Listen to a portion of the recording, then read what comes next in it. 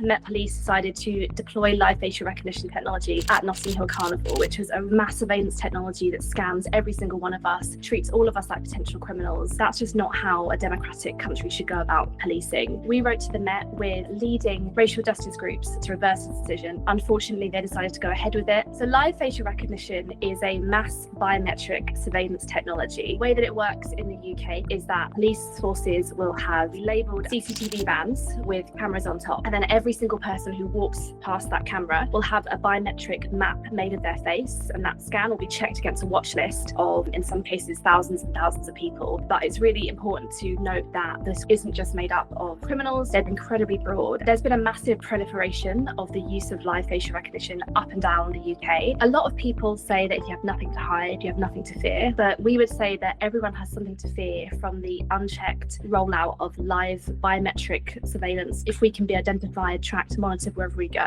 the right to privacy is kind of dead. It also undermines freedom of expression. There's no restrictions on where the police can use this technology. So, people are much less likely to get on the streets and protest if they know that they could be potentially caught and identified. And that's something that's been highlighted by the UN as well. Another real cause for concern is that there is no specific legal basis for the use of this technology. I think many people would be really uncomfortable to know that such a controversial and frankly dystopian technology is being used in the UK, and there's no law that even mentions the words facial recognition technology. Lastly, there are real issues around discrimination and bias. An independent review into the Met's algorithm that they use found the technology to have less accuracy for people of colour and for women when it was run at lower settings. The Met have said that because they run it at higher settings, that bias is no longer visible. But we think fundamentally, police forces should not be investing in a technology that has proven bias within the system. The other side of this is that discrimination isn't just about an algorithm. It's about who's being put on these systems. It's about where the technology is being deployed, particularly in the context of a police force that has a real history of discriminatory and racist policing. Treating all carnival goers like potential criminals, that's not the way to build trust